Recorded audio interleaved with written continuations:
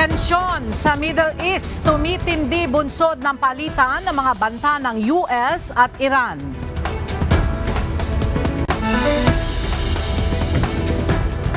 Pangulong Ferdinand Marcos Jr. sinalubong ang nasa mahigit 300 Pilipino na umuwi sa bansa galing ng Middle East. Panibagong transport strike isasagawa ng mga tsuper ng jeep sa March 26 to 27.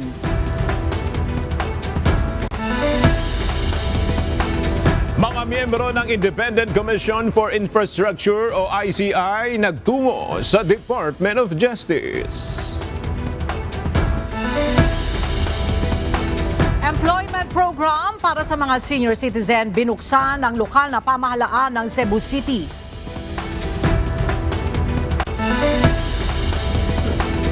At AFP at PhilHealth wagi sa kanilang 3-0 sweep win sa UBL Season 4. DFA emissaries nagpakita ng lakas sa kanilang unang panalo.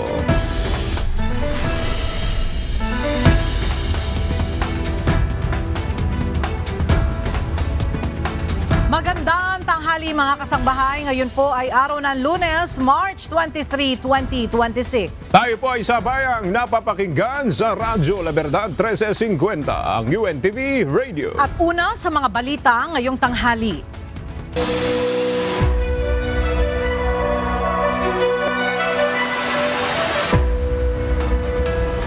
Halos isang buwan na mula nang sumiklab ang gulo sa Middle East. Sa ngayon, nananatili pa rin sarado ang Strait of Hormuz na labis na nagpaantala sa fuel shipment na nagdulot ng global oil crisis. Dahil dito, binigyan ni US President Donald Trump ang Iran ng 48 oras para buksan ang Strait of Hormuz at kung hindi, ay tatargetin umano ng Estados Unidos sa mga energy infrastructure nito. Narito ang report ni Jovic Bermas. Sa pagpasok ng digmaan sa gitnang silangan sa ika-4 na linggo, lalo pang tumikindi ang labanan sa pagitan ng magkasanib na pwersa ng US at Israel laban sa Iran. Nitong weekend, muling nagbanta si US President Donald Trump laban sa Tehran. Sa kanyang Truth Social, sinabi ni Trump na dapat nang buksan ng Iran ang Strait of Hormuz na isang kritikal na daanan ng langis sa buong mundo sa loob ng 48 oras. Babala ni Trump, kung hindi susunod ang Iran, ay uubusin ng US ang mga energy infrastructure ng bansa at magsisimula sila sa pinakamalaking power plant nito. Ang banta ng US President ay salungat sa nauna nitong pahayag noong Sabado na kinukonsidera na umano ng Amerika ang pag-wind down o pagbabawas ng operasyong militar laban sa Iran. Una nang sinabi ni Trump na malapit nang maabot ng Estados Unidos ang kanilang nais sa digmaan, kabilang ang tuluyang pagwasak sa Iranian missile capability, pagsira sa depensa ng Iran at ang pagtitiyak na kailanman ay hindi na makakabuo ang Iran ng nuclear weapon. Naniniwala rin siya na nanalo na ang US sa laban nito laban sa Iran. Oh, I think we won. We've knocked out their Navy, their Air Force. We've knocked out their anti-aircraft. We've knocked out everything. We're roaming free. From a military standpoint, all they're doing is clogging up the strait. But from a military standpoint, they're finished. Hindi rin sang-ayon si Trump sa ceasefire sa kabila ng panawagan ng maraming grupo at bansa na itigil na ang kaguluhan sa gitnang silangan. Well, look, we can have dialogue, but I don't want to do a ceasefire. You know, you don't do a ceasefire when you're literally obliterating the other side. Bagamat sinabi ng White House na posibleng umabot sa 4 hanggang 6 na linggo ang operasyon ng Amerika laban sa Iran, nananatiling walang katiyakan kung kailan magtatapos ang digmaan sa Middle East. Ang tensyon ay lalong umiigting kasunod ng palitan ng pahayag at banta mula sa magkabilang panig. Jovic Bermas, UNTV News and Rescue. Diyos ang aming sandigan, serbisyo publiko ang aming pinahahalagahan. Hindi naman natinag ang Iran sa banta ni US President Donald Trump. Sa halip, nagbabala ito na gaganti sakaling ituloy ni Trump ang banta na pag-atake sa mga power plant ng Tehran kung hindi nito bubuksan ang Strait of Hormuz sa loob ng 48 oras. May ulat si Joan Nano. Bilang tugon sa banta ni US President Donald Trump, iginiit ng Iran na mananatiling sarado ang Strait of Hormuz kung aatakihin ang kanilang energy infrastructure. Ayon sa Islamic Revolutionary Guard Corps, posibleng tuluyan nilang isara ang mahalagang daluyan ng langis hanggang hindi na ibabalik ang kanilang mga pasilidad na masisira sa posibleng pag-atake. Nagbabala rin ng Iranian Military Command na kapag tinamaan ang kanilang mga planta ng kuryente, tatargetin din nila ang lahat ng energy information technology at desalination infrastructure ng Estados Unidos at mga kaalyado nito sa buong rehiyon. Kabilang dito ang mga bansa sa gitnang silangan kung saan may presensya ang US bases. Kasabay nito, pinalawak pa ng Iran ang banta sa pamamagitan ng pagsasabing posibleng atakihin ang mga power plants at iba pang critical infrastructure sa Israel at maging sa ibang bansa na may kaugnayan sa Amerika. Sa gitna ng tumitinding sigalot, sinabi ng Pangulo ng Iran na si Masoud Pezeshkian na kinakailangan ng agarang pagtigil ng umano'y agresyon ng US at Israel upang tuluyang matapos ang digmaan. Nanawagan din siya ng garantiya na hindi na mauulit ang ganitong uri ng pag-atake sa hinaharap. Sa nagpapatuloy na palitan ng banta ng Estados Unidos, Israel at Iran, patuloy ding naapektuhan ng pangdaigdigang ekonomiya. Lalo na ang supply ng langis dahil sa posibleng tuluyang pagsasara ng Strait of Hormuz na isang rutang dinadaanan ng malaking bahagi ng langis sa buong mundo. Joan Nano, UNTV News and Rescue. Diyos ang aming sandigan, serbisyo publiko ang aming pinahalagahan. 343 na mga Filipino ang nakauwi galing sa Middle East. 6:17 ng umaga kanina lumapag ang sinasakyan nilang chartered flight sa Villamor Air Base sa Pasay City. Pinangunahan ni Pangulong Ferdinand Marcos Jr. ang pagsalubong sa mga Pilipino na ang karamihan ay mga overseas workers na naipit sa kaguluhan sa gitnang silangan. Partikular na nanggaling sila sa mga bansang Kuwait, Bahrain, Qatar at Saudi Arabia. Kasama ng Pangulo sina Migrant Worker Secretary Hans Leo Kakdak, Social Welfare and Development Secretary Rex Gatchalian at Overseas Workers Welfare Administration o OWA. Ang mga umuwing OFW ay makatatanggap ng financial aid at reintegration services tulad ng livelihood assistance at reintegration services. Sasagutin naman ng gobyerno ang hotel, accommodation at domestic flights ng mga OFW na uuwi sa Visayas at Mindanao. Free bus transportation rin ang ibibigay sa mga bibiyahe sa Luzon. Ayon kay Migrant Workers Secretary Kakdak, naghahanda na rin ang gobyerno para sa repatriation ng nasa 1,000 at 200 mga Filipino sa mga susunod na araw na naiipit sa gulo sa gitnang silangan kung saan tinitingnan na ang pagkuha pa ng dagdag na charter flights sa United Arab Emirates.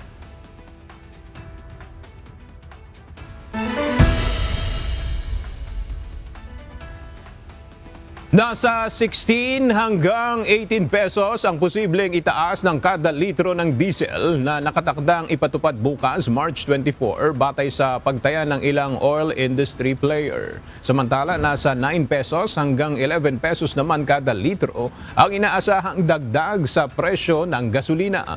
Samantala, posible ring sumampa ng 15 hanggang 18 pesos ang itataas sa presyo ng kada litro ng kerosene.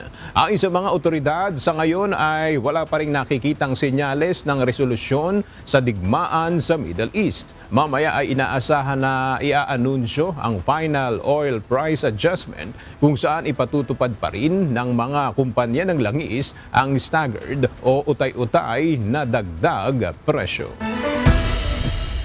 Pansamantalang pinapayagan ng Department of Energy ang paggamit ng Euro 2 petroleum products. Ito ay sa gitna ng krisis sa supply ng petrolyo, bunsod ng epekto ng sigalot sa Middle East. May report si Asher Cadapan Jr. Naglabas ng sirkular ang Department of Energy o DOE sa gitna ng nagpapatuloy na sitwasyon sa Middle East na nakaapekto sa supply ng mga produktong petrolyo sa Pilipinas. Batay sa Department Circular, pinapayagan ang pansamantala at kontroladong paggamit ng Euro 2 petroleum products sa mga piling sasakyan at industrial uses.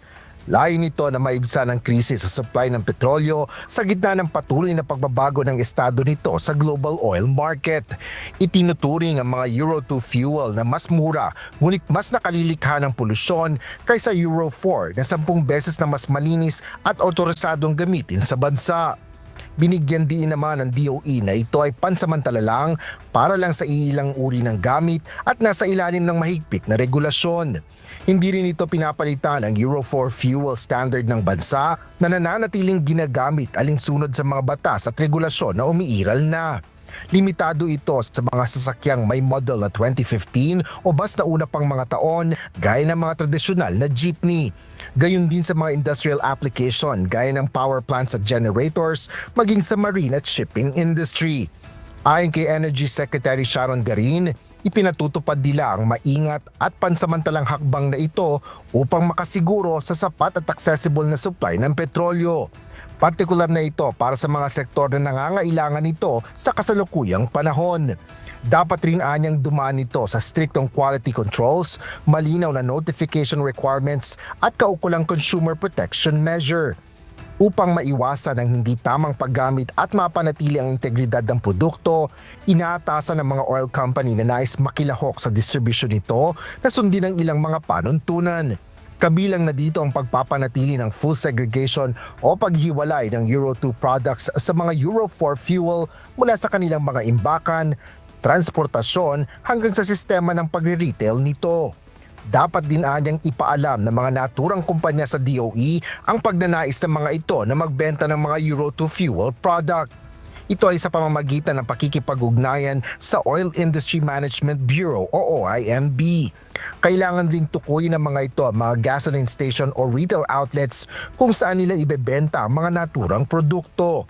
Nagbabala naman ng DOE na papatawan nila ng parusa ang sino mang hindi susunod sa prescribed quality specifications alinsunod sa mga batas at rules and regulations.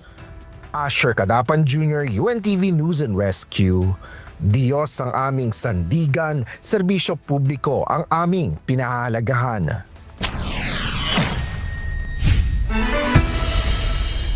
Halos wala nang maiuwing kita ang mga driver ng pampublikong transportasyon bunsod ang labis na pagtaas ng presyo ng langis. Kaya naman todo diskarte na ang ilan sa kanilang pamamasada upang kahit papaano ay makatugon sa pangangailangan ng kanilang pamilya. May balita si Joanano. Ngayong mag-aapat na linggo na ang tensyon sa Middle East at wala pa ring senyales na magtatapos na ang gyera. Patuloy pa ring nararanasan ang hindi pangkaraniwan na labis na pagtaas ng presyo ng mga produktong petrolyo. Dahil dito, umaaray na ang mga motorista, lalo na ang mga driver ng mga pampublikong sasakyan na sa pamamasada na kasalalay ang kabuhayan. Gaya ng jeepney driver na si Mang Ayan, halos pangkain na lamang anya ang kanyang naiuuwi sa maghapong pamamasada. At para makatipid, tsinatsaga niyang pumila ng mahaba sa terminal upang hindi maaksaya ang kanyang diesel. Hirap na po. Para po yung pasero sa lang po ang tinutulungan namin. Nakakatawid pagkain na lang po sa maghapon. Ito lang po, saka po yung operator. Tataas po ng diesel. Pila-pila po kami kahit sobrang tagal po. Hindi na po kami may scared na po. Yung takbo lang po ng takbo sa biyahe kasi po napakalas po talaga ng diesel. Nananawagan ito sa pamahalaan na sana ay aprubahan na ang dagdag pasahe na malaking tulong para sa kanila. Tulad ni Mang Ayan, problemado rin ang motorcycle rider na si Wilbert dahil halos sa panggasolina na lamang rin napupunta ang kanyang kinikita. Pilit rin niyang tinitipid ang kanyang konsumo sa gasolina upang hindi masayang ang kanyang pamamasada. Ang hirap na po bumiyahe. Minsan yung kinikita namin po para napupunta lang sa panggas. Pagtitipid, wala, ganun lang sir. Kung saan po kami nag-drop, doon lang. Maghintay na lang kami ng pasero doon. Kasi kung gagapang po kami ng Ang laki rin ng nababa sa aming gasolina, 20 pesos, tas wala pa rin namang makukuha pasahero. Nahihirapan na rin ang delivery rider na si Mang Ricky dahil sa kabila ng ginagawa na niya ang lahat ng paraan upang makatipid, sadyang maliit na lamang ang naiuuwi niyang kita para sa pamilya. Halos wala nang may uwi. Konti na lang ang kita. Labas ang gasolina. Katulad ngayon, mataas, 400. Kita sa 1,000, ano na lang, 600 na lang may uwi. Lahat ng pagtitipid, sir, ginawa. Pag nasa stoplight, patay ang makina para makatipid sa gasolina. Kahapon muling sinamantala ng ilang mga motorista ang pagpapakarga ng langis bago ang inaasahang panibagong serye ng mega oil price hike ngayong linggo. Joan Nano, UNTV News and Rescue. Diyos ang aming sandigan, serbisyo publiko ang aming pinahalagahan. Muling tiniyak ni Pangulong Ferdinand Marcos Jr. na kumikilos na ang pamahalaan para maresolba ang epekto ng patuloy na pagtaas ng presyo ng produktong petrolyo dahil sa gulo sa gitnang silangan. Ayon kay PBBM, makakaabot sa lahat ng apektadong transport workers ang ayuda ng pamahalaan. May report si Nel Maribohok.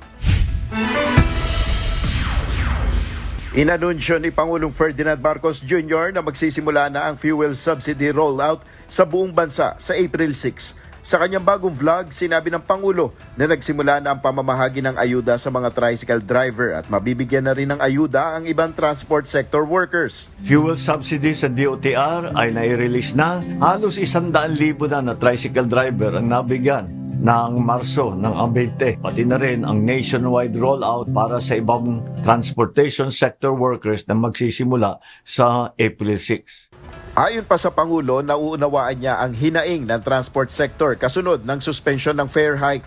Naintindihan natin ang sigaw ng mga nagpoprotesta na kababayan nating nasa sektor na ito. Pero gusto kong ulitin sa inyo, hindi kayo maiiwanan, hindi kayo pababayaan ng pamahalaan. Muli ring siniguro ng Pangulo na makakatanggap rin ng ayuda ang mga magsasaka at mangingisda. Samantala ayon kay PBBM, nakikipag-usap na ang pamahalaang Pilipinas sa ibang mga kalapit na bansa para sa mapagkukunan ng langis.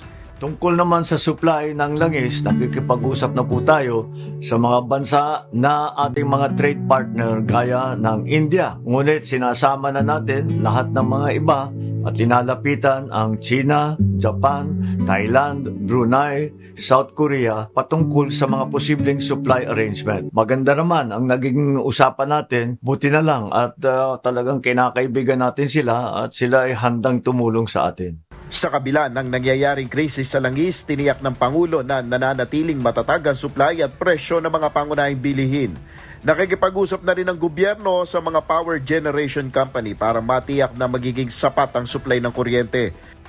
Sa supply naman ng kuryente, kinakausap ang mga power generation company upang madagdagan pa ang kapasidad ng ating mga grid sa susunod na 60 days. 23 power project na may kapasidad ng 900 megawatts ang inaasahang mag-o-online para makatulong sa supply. Ongoing din ang koordinasyon sa paggamit ng malampaya natural gas na full capacity para madagdagan naman ang supply natin sa kuryente. Sa huli, may panawagan ng Pangulo sa mga Pilipino sa gitna ng hamon na kinakaharap ng bansa dahil sa gulo sa gitnang silangan.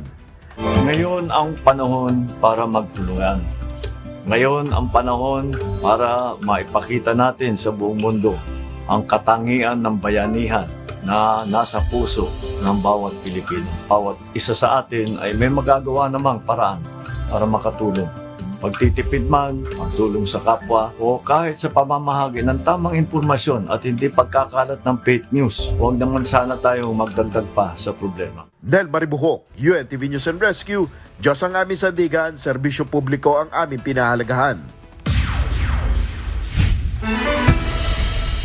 Naglabas ng bagong taripa o fare matrix ang pamunuan ng MRT3 at LRT2 kaugnay ng ipatutupad na 50% fare discount para sa lahat ng mga pasahero na magsisimula ngayong araw ng Lunes, March 23. Batay sa bagong fare matrix, magiging 6 pesos hanggang 14 pesos ang pamasahe sa MRT3 depende sa destinasyon. Habang nasa 6 pesos and 50 centavos hanggang 16 pesos and 50 centavos naman ang pamasahe sa LRT2 para sa mga gumagamit ng beep card na kulay blue. Samantala, 8 pesos hanggang 18 pesos naman para sa mga gumagamit ng single journey ticket. Patuloy ang iba't ibang rekomendasyon mula sa Senado kaugnay ng mga hakbang na maaaring gawin upang tugunan ang epektong dala ng gyera sa gitnang silangan na nagdudulot ng labis na pagtaas ng presyo ng langis. Narito ang ulat ni Jed Neresina. Hindi na maikakaila ang bigat na pasa ng mga Pilipino dahil sa walang tigil na pagtaas ng presyo ng langis, bunsod ng tensyon sa gitnang silangan. Dahil dito, nananawagan ang mabilis na aksyon ng ilang senador upang mapigilan ang negatibong epekto nito sa ating ekonomiya. Ayon kay Senator Bam Aquino, nasa crisis level na ang bansa, kaya nararapat lamang na ideklara ang state of national emergency.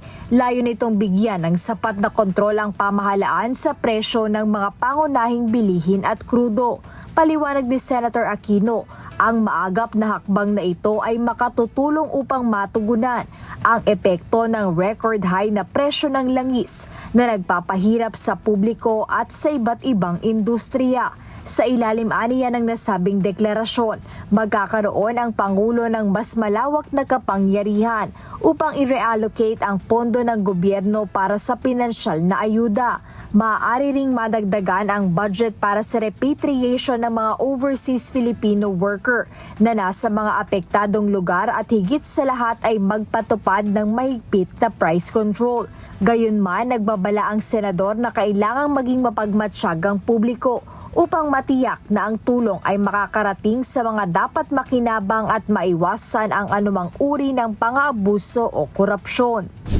Samantala, iginiit naman ni Senate Committee on Foreign Relations Chairperson Senator Erwin Tulfo ang pagkakaroon ng absolute transparency sa tunay na gastos ng mga kumpanya ng langis sa halip na basta-basta na lamang nagtataas ng presyo tuwing may gulo sa ibang bansa.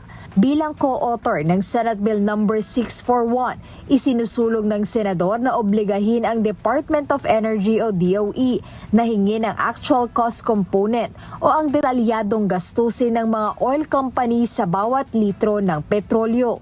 Kaugnay nito, dapat na aniyang tuldukan ang tila pagsasamantala sa mga external event o gulo sa ibang bansa para lang ipasa ang pasanin sa mga consumer.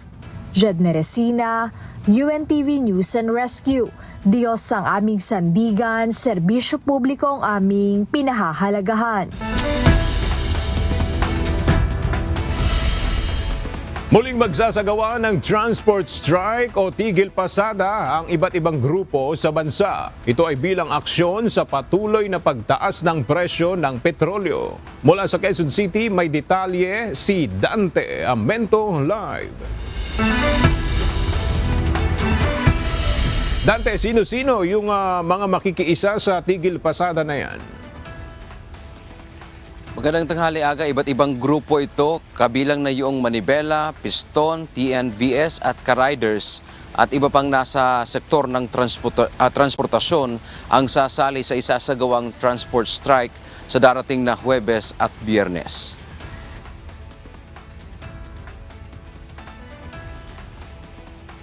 Inanunsyo kanina ng iba't ibang transport group o No to Oil Price Hike Coalition ang muling pagsasagawa ng transport strike o tigil pasada. Ito ay sasagawa sa darating na Huwebes at Biyernes, March 26 at hanggang 27. Ito ay lalahukan ang mga tsuper mula Metro Manila, Mindanao tulad sa Davao at Jansan, gayon din ang mga nasa Cebu, Baguio City at iba pang probinsya. Bukod sa mga jeep, sasama sa tigil pasada ang mga motorcycle taxis at tricycle drivers. Ayon sa grupong Piston, isa ito sa pinakamalaking tigil pasada na kanilang gagawin. Tayo ay nananawagan hindi lamang sa mga public transport, kundi tayo ay nananawagan sa iba't ibang muda ng transportasyon, sa trucks, sa mga bus, mga UB na kailangan natin magkaisa. Hindi usapin na yung iba ay nag-corporation, yung iba ay nagkooperatiba. Ang usapin dito ay magkaisa po tayo, labanan natin itong mga pagtaas ng presyo ng petrolyo. Sa kanilang pagkilos, panawagan ng transport sector o ng koalisyon ang kanilang 6 na kahilingan, kabilang na ang pagtanggal sa VAT at excise tax sa mga produktong petrolyo, ibalik sa 55 pesos ang presyo ng krudo, ipatupad ang binawing dagdag pasahe at iba pa. Naniniwala ang iba't ibang grupo ng transportasyon na kayang kontrolin ng pamahalaan ang presyo ng petrolyo.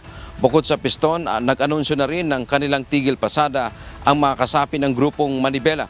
Ayon kay Mar Valbuena, ang National President ng Manibela, kahit Huwebes pa ang simula ng kanilang tigil pasada, maaaring sa Miyerkules pa lang ay mayroon na sa kanilang mga kasamahan ang hindi pumasada.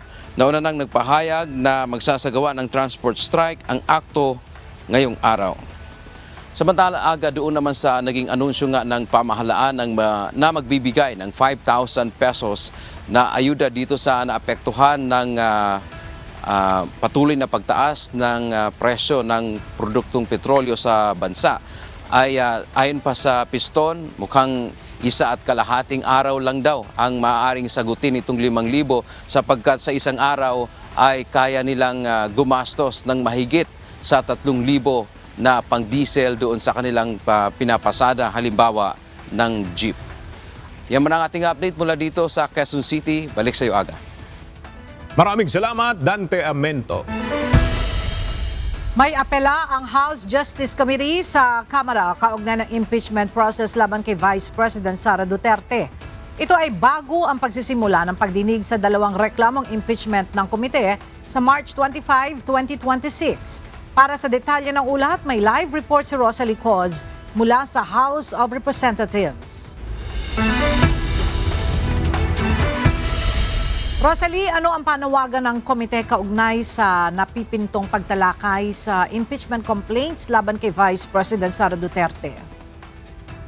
Ella, pinaalalahanan ni House Justice Committee Chairperson at Batangas 2nd District Representative Jervil Luistro ang mga kapwa mambabatas na walang utang na loob sa Pangulo at Vice Presidente ang mga kongresista. Ang proseso rin ng impeachment ay tungkulin ng Kamara sa publiko na mandato ng saligang batas.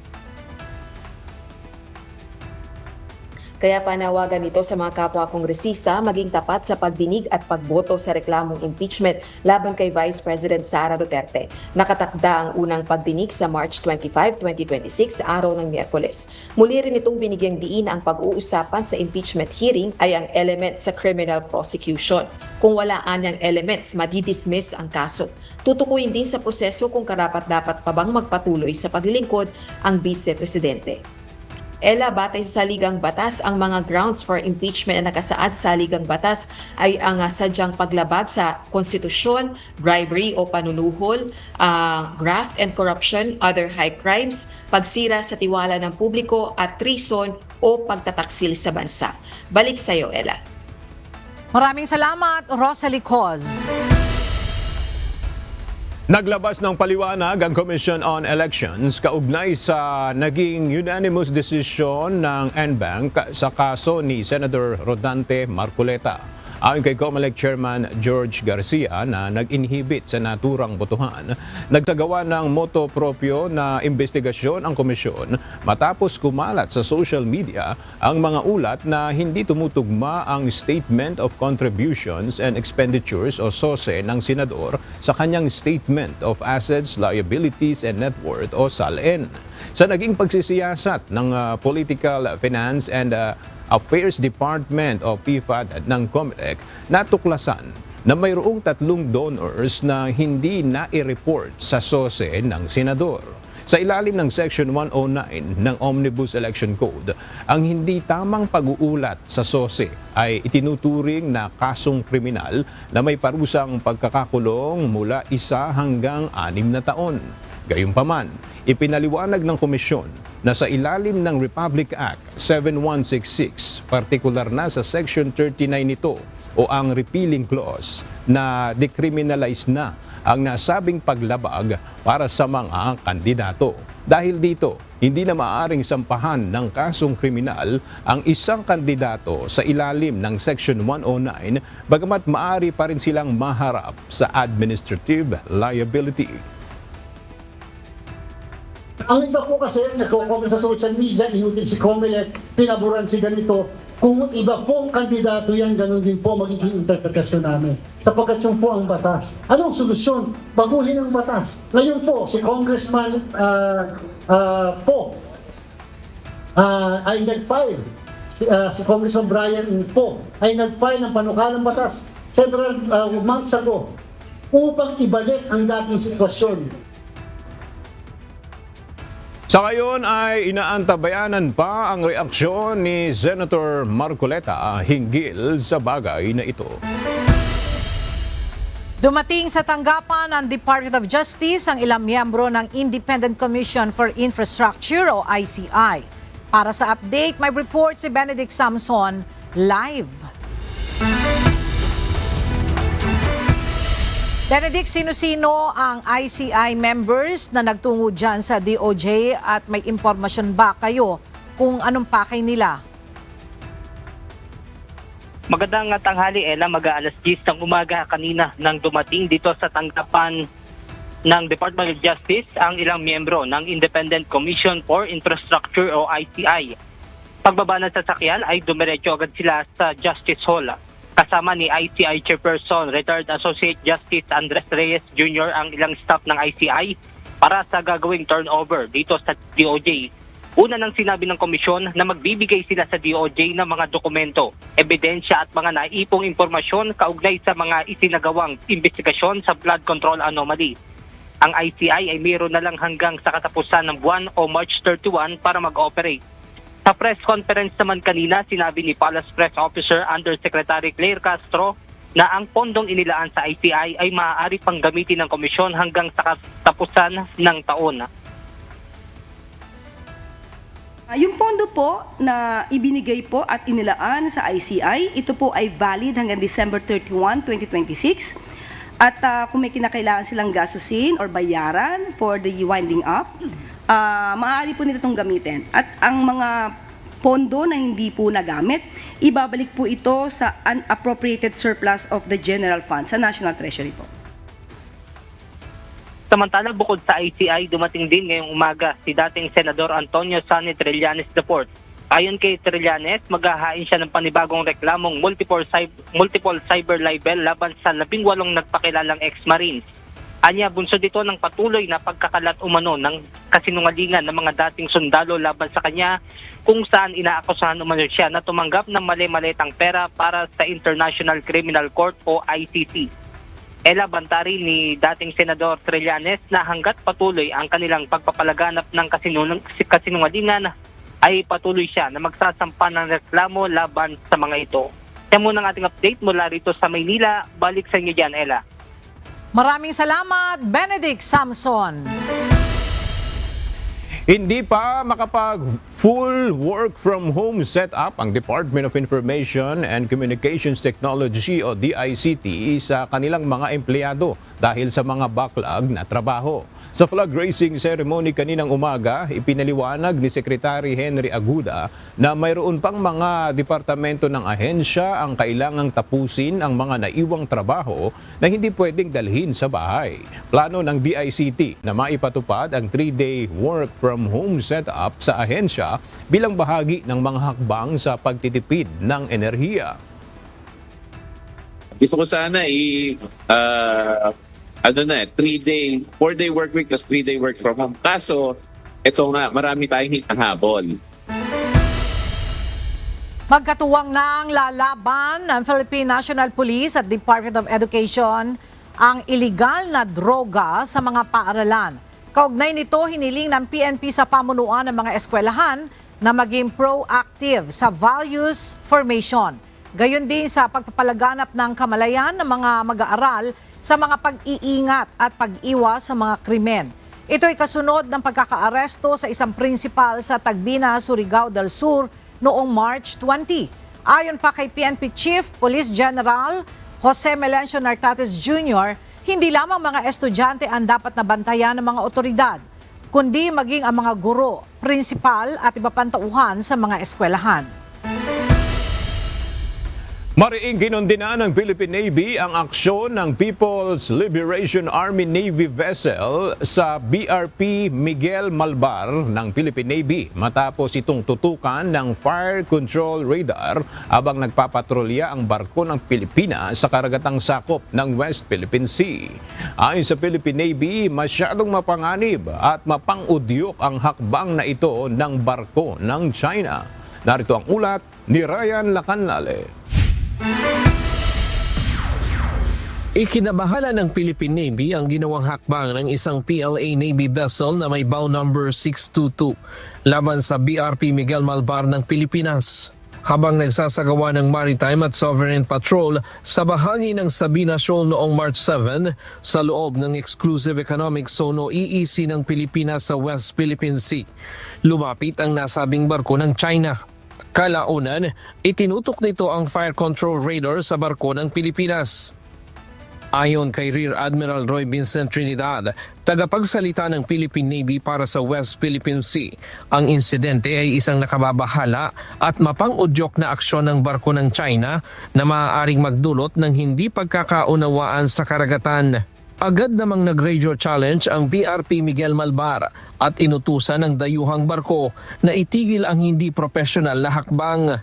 Sumunod naman ang Chinese vessel at ibinaba ang fire control radar nito, kaya hindi na lumala pa ang sitwasyon. Ayon sa Armed Forces of the Philippines, patuloy na magsasagawa ng lehitimong pagpapatrolya ang mga barko at eroplano ng Pilipinas sa loob ng EEZ ng ating bansa. Ryan Lacanlale, UNTV News and Rescue. Diyos ang aming sandigan, serbisyo publiko ang aming pinahahalagahan. 8 makabagong fire trucks ang itatalaga ng Civil Aviation Authority of the Philippines o CAAP sa iba't ibang paliparan sa bansa. Layo nitong palakasin pa ang aircraft rescue at pag-aapula ng mga posibleng sunog sa operasyon ng mga paliparan. Mula sa Pasay City, narito ang report ni Asher Cadapan Jr. live. Asher, bakit kailangang magdagdag nitong mga airport fire trucks sa mga paliparan?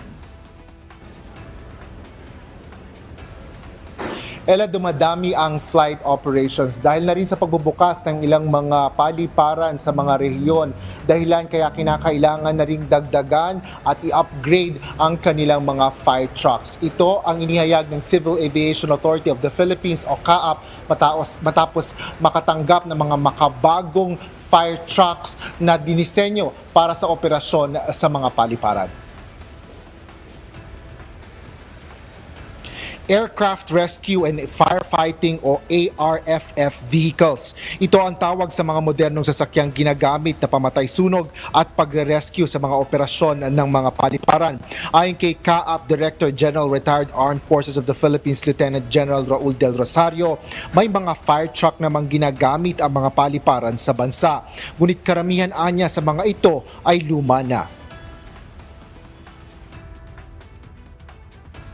So malaking karagdagan to, 8. At modern ito, ibang level, kaya prioritize natin yung mga major airports natin, including mga tourism airports. Yung mga pinaglumaan ng mga fire truck ay okay pa, i-deploy din natin sa iba't ibang airports.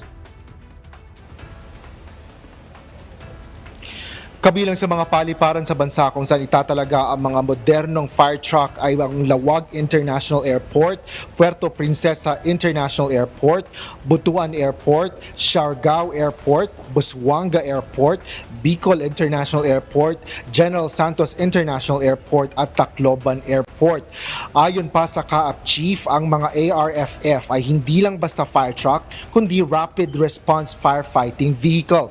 Ibig sabihin, kaya nitong pumatay ng 3 klase ng sunog. Kabilang na dito ang tubig na may 12,500 liters na kapasidad, 1,750 liters naman na foam, pamatay ng sunog sa mga eroplano na may kargang petrolyo at 250 kilograms na dry chemical powder. Yan ay pamatay ng sunog na chemical or fuel induced. At saka siya ay on and off road, 6x6 siya at kahit na rough terrain, pwede siyang tumakbo at pumunta kung saan man na yung nasusunog. Saka habang umaandar siya, pwede siyang nagbubuga ng pamatay sunog while approaching the aircraft kung kinakailangan. Dagdag pa ng kaap, bahagi ang proyektong ito ng pamahalaan para sa modernisasyon ng mga kagamitan at mga sistema sa ahensya. Bukod dito, inulunsad din ng kaap ang bagong Sewage Treatment Plant o STP na layong palakasin ang water waste management sa isang sentralisadong pasilidad.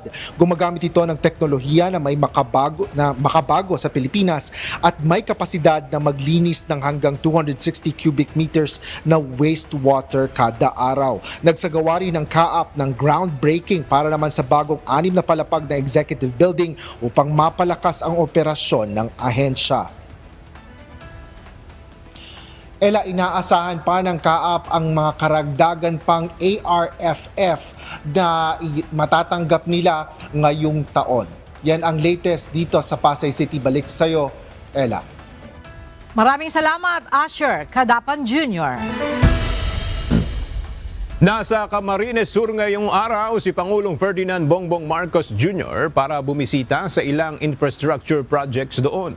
Makibalita tayo kay Ryan Salatandol live. Ryan, ano yung mga pasilidad na binisita ng Pangulo dyan? Yes, Aga, magandang tanghali. Pinuntahan nga ng Pangulong Bongbong Marcos Jr. ang dalawang solar-powered irrigation system sa bayan ng Minalabak at bayan ng Bula dito sa Camarines Sur. At pinuntahan niya din ngayon itong bagong Bicol Mega Cold Storage Facility dito naman sa Pili, Camarines Sur. Aga, bilang pagpapakita ng kagustuhan at suporta ng Pangulong Bongbong Marcos Jr. na makabuo ng mas marami pang solar-powered pump irrigation system sa bansa, pinangunahan mismo ng Presidente ang pag-inspeksyon sa dalawang solar-powered plants sa Camarines Sur. Unang pinuntahan ng Pangulo ang solar-powered irrigation project sa Barangay Mataurok, San Jose, Sagrada Familia at Baliwag Viejo sa bayan ng Minalabak, Camarines Sur. Tiningnan din ng Presidente ang bagong gawang powered plant irrigation project para sa San Agustin, San Ramon Agrarian Reform Farmers Cooperative na nasa Bula, Camarines Sur. At kasabay din ng pag-iikot ni Pangulong Marcos sa probinsya, nakipag-ugnayan ito sa mga magsasaka kasama ang Department of Agriculture upang maipaalam sa Bicol farmers ang mga programa ng Pangulo at ng DA para sa kanila. Ininspeksyon din ni Presidente Marcos ang bagong tayong Bicol Mega Cold Storage Facility ng Kagawaran ng Agrikultura sa Pili, Camarines Sur. Mapanatiling sariwa ang mga gulay, prutas, livestock products at pati ang mga seedlings dahil naka-maintain ito sa 5 degrees Celsius. Man ang pagpapasalamat ng mga magsasaka na nagpunta sa programa dahil sa dami ng proyekto ng Pangulo, katuwang ang Department of Agriculture na nakaukol sa mga magsasaka sa Bicol Region. Yan muna ang latest live mula dito sa Camarines Sur. Balik sa iyo, Aga. Maraming salamat, Ryan Salatandol.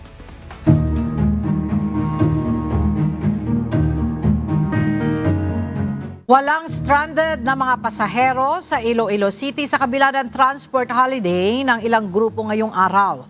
Makibalita tayo kay Lalaine Moreno, live. Lalaine, ano ang dahilan at maayos pa rin ang transportasyon ng mga commuter dyan? Lang ngayong araw kasi bumiyahe pa rin o hindi nakiisa sa strike ang ilang transport cooperative sa Iloilo City at may libreng sakay din ang lokal na pamahalaan. Kasama naman sa nagtigil pasada ngayong araw ang mahigit 1,700 units ng modern at traditional jeep ng Western Visayas Alliance of Transport. Panawagan nila ang agarang pagbibigay ng ayuda sa mga nasa transport sector. Ganon din ang pagpapahintulot sa kanila na magpatupad ng taas pasahe. Halos hindi ramdam ang transport holiday sa Iloilo City ngayong araw. Marami pa rin kasing mga modern at traditional jeep ang pumapasada sa kabila ng pagdedeklara ng tigil pasada. Ayon sa mga transport cooperative na pumasyang bumiyahe, suportado nila ang gobyerno. Ayon naman sa mga driver, kailangan nilang bumiyahe para may maiuwing kita sa kanilang pamilya. Wala namang stranded na yung mga estudyante dahil kansilado ang klase sa lahat ng pampubliko at pribadong paaralan sa Iloilo mula kinder hanggang college. Ang mga ibang government offices ay nag-shift muna sa work-from-home setup. Nag-issue rin ng special permit ang Land Transportation Franchising and Regulatory Board o LTFRB sa Valacar Transit Incorporated para makabiyahe ang ilan nilang bus unit. Pero hindi ito libre at dapat sundin pa rin nila ang approved fare matrix na 13 pesos ang regular fare. Nag-deploy naman ng bus at van ng Iloilo Provincial Government maging ang Iloilo City Government sa mga transport terminal sa lungsod para magsakay ng mga pasahero. Yung nating latest, balik sa iyo, Ella. Maraming salamat, Lalaine Moreno.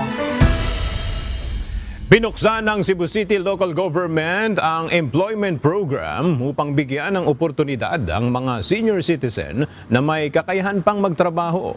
May balita si Gladys Tuabi live.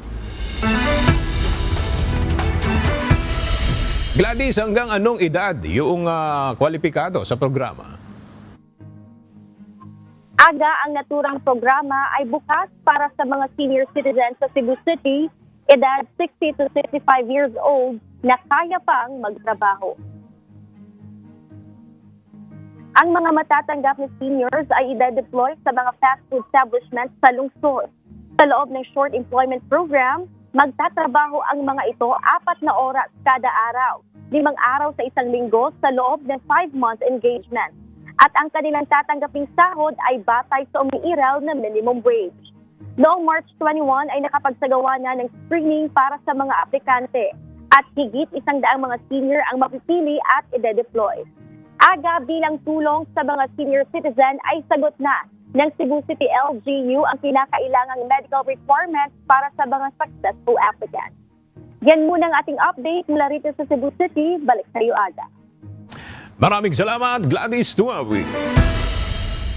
All set na ang Bureau of Fire Protection para sa isang linggong aktibidad at mga gawain kaugnay ng 10th National Fire Olympics 2026. Highlight ng events na masubok ang kakayahan ng mga bumbero sa pagiging handa, bilis ng responde at koordinasyon ng bawat isa pagdating sa mga tunay na sitwasyon ng sunog at sakuna.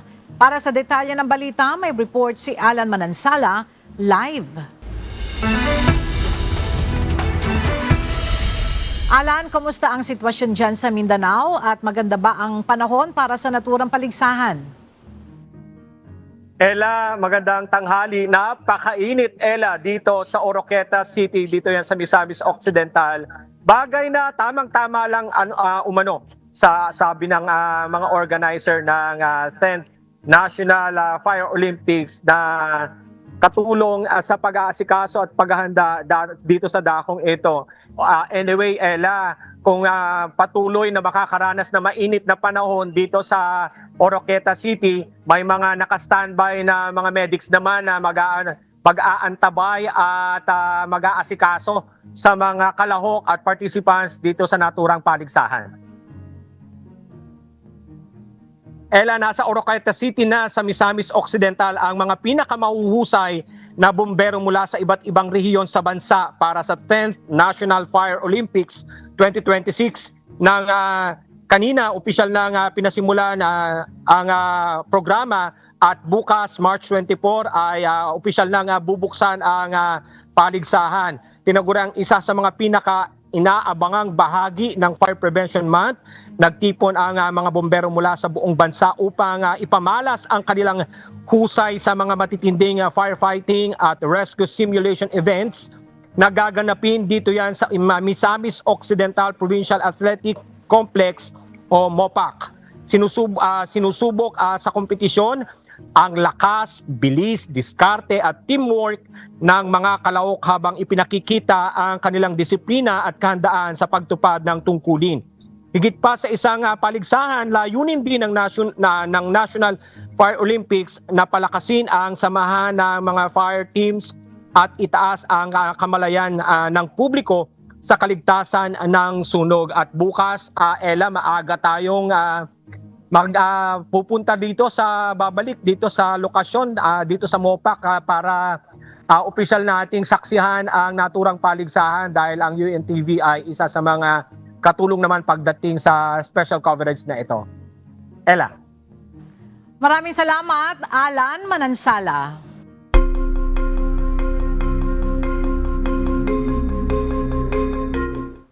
Pinaulanan ng Iran ng mga intercontinental ballistic missile ang isla ng Diego Garcia sa Indian Ocean. Ang isla ay kilalang American-British base na nasa 4,000 kilometrong layo mula sa Iran.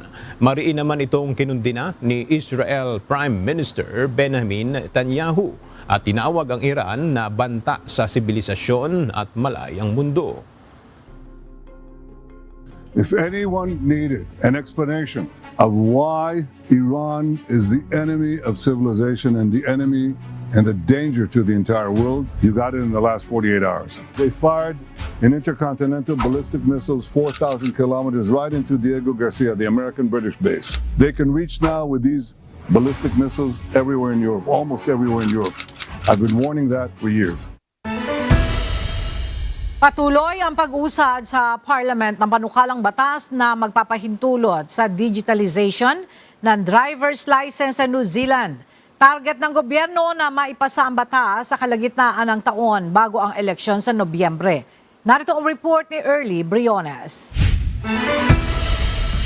Umaasa ang pamahalaan ng New Zealand na maipasa agad ang Regulatory Systems Transport Amendment Bill bago ang halalan sa bansa sa Nobyembre. Layo ng panukalang batas na maimodernisa ang mga batas sa land transport, aviation at maritime, kabilang na ang gawing digital ang driver's license sa bansa. Naipasa na ang unang pagbasa sa nasabing bill at dumaan na rin ito sa Transport and Infrastructure Select Committee na nagrekomenda ng ilang mga pagbabago. Binibigyang diin ng Select Committee ang siyang sumuri sa nasabing panukala na dapat manatiling opisyal ang paggamit ng electronic licenses upang malaya pa rin makagamit ang publiko ng physical driver's license. Inirekomenda rin ng committee ang mas flexible na wording sa batas upang payagan ng iba't ibang format ng digital license, kabilang ang paraan ng pagpapakita ng impormasyon tulad ng organ donor status. Ayon sa opisina ni Associate Transport Minister James Meagher at Leader of the House Chris Bishop, target ng gobyerno na maipasa ang bill sa kalagitnaan ng taon sa kabila ng masikip na legislative calendar bago ang eleksyon. Early Briones, UNTV News and Rescue. Diyos ang aming sandigan, serbisyo publiko ang aming pinakahalagahan.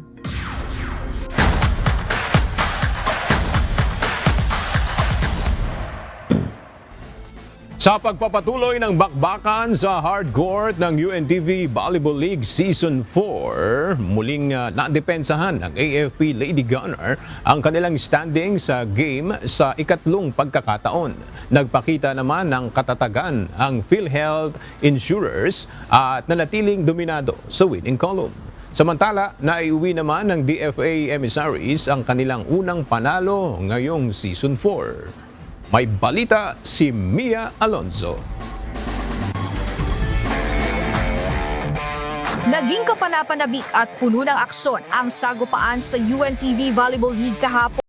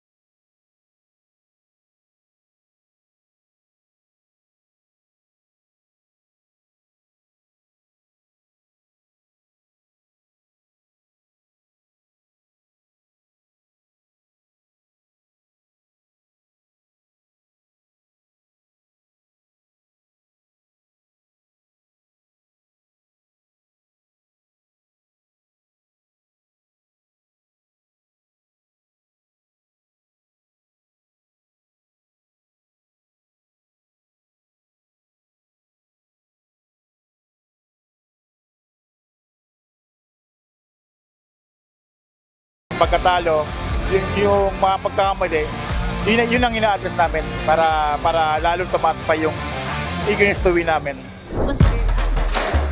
Sa naging laban naman ng DFA emissaries kontra DENR Lawin Spikers sa second game, naging matibay ang depensa at opensiba ng DFA kaya naging mahirap para sa DENR na makaatake ng punto sa laro. Naging mabilis ang pagtapos ng emissaries sa first set at binumina ang DENR sa score na 25-8. Sa second set, umingit naman ang performance ng DENR at naging matindi ang kanilang paghabol para maagaw ang momentum sa laro. Naging dikit ang scoring sa pagitan ng dalawang koponan. Gayunman, nananatiling matibay ang depensa ng team kaya tuluyan ng tinuldukan ng DFA ang laban sa isang straight set na 3-0 sa score at 25-8, 25-19 at 25-19 na naghapid sa koponan sa kanilang kauna-unahang panalo ngayong Season 4. Tinanghal namang best player of the game si Justin Reblesa mula sa kanyang 17 attacks, 3 blocks at 7 aces na nagresulta ng 27 points.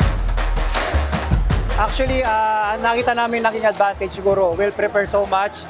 Talagang binigay namin yung best namin para makuha yung first win namin. And also credit to all the supporting management, through the players and coaching staff. Hopefully, magsunod-sunod na to the end of the season. Makapigil hininga naman ang naging laban sa pagitan ng Pag-ibig Fund Lady Smashers at PhilHealth Health Insurers sa third game, kung saan ipinakita ng magkabilang koponan ang matibay na depensa at walang patid na opensiba. Sa unang set, naging dikit ang laro matapos umabot sa 22 ang puntos ng Pag-ibig Fund, subalit mas naging kalmado at epektibo sa crunch time ang PhilHealth at naipanalo ang first set sa score at 25-22. Sa second set, patuloy ang pag-arangkada ng PhilHealth at nakapagtala ng malaking lamang laban sa Pag-ibig Fund kaya muling kumabor ang second set sa Health Insurer sa score na 25-15. Sa ikatlong set, dito lalong uminit ang laban. Nagpalitan ng malalakas na atake at matitibay na depensa ang magkabilang panig. Hindi sumuko ang Pag-ibig Fund at patuloy na naging dikit ang laban sa court na naghatid sa laro sa extended set. Sa pagpapatuloy ng laro, mas nangibabaw ang kumpiyansa at katatagan ng PhilHealth at hindi na hinayaang mawala pa ang kanilang momentum sa huling bahagi ng game. Dahil dito, nakuha ng PhilHealth ang malinis na 3-0 sweep win at naisara ang laban sa score na 27-25. Tinanghal namang best player of the game si Trixie Laroga mula sa kanyang atake na nagresulta ng 1 puntos. Palagi ko lang sa kanilang pinapaalala na yung pinapractice namin, kasi kasama sa pinapractice namin yung dikit na laban. Parati kong nire-remind sa kanila na habol lang, sa depensa, alam bibitaw. Sa pagpapatuloy ng liga, inaasahan pa ang mas mainit, mas dikit at mas kapanapanabik na mga sagupaan sa hardcourt. Kaya naman patuloy na abangan ang diskarte ng depensa at opensiba ng mga koponan sa pagpapatuloy ng labanan sa UVL Season 4. Abangan sa March 25 ang muling pagsabak ng bawat ahensya ng pamahalaan sa tagisan ng galing sa volleyball. Sa unang match magtatagpo ang Comelec Suffragettes kontra NHA Home Masters sa ganap na 12:00 ng tanghali. Susundan ito ng paghaharap ng PNP Lady Patrollers kontra BFP Lady Firefighters ng 2:00 ng hapon. At pagsapit ng 4:00 ng hapon, magtatapat naman sa game ang DENR Lawin Spikers kontra AFP Lady Gunner. Tutukan ang paghaharap ng mga koponan sa nag-iisang liga ng public servants. Abangan ang exciting volleyball action via live streaming sa Facebook at YouTube channel ng UNTV Sports. Mia Alonso, UNTV News and Rescue. Diyos ang aming sandigan, serbisyo publiko ang aming pinahahalagahan.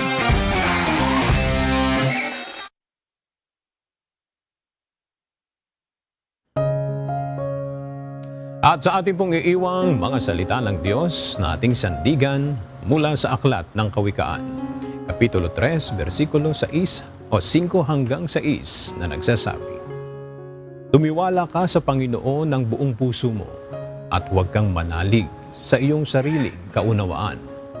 Kilalanin mo siya sa lahat ng iyong mga lakad at kanyang ituturo ang iyong mga landas.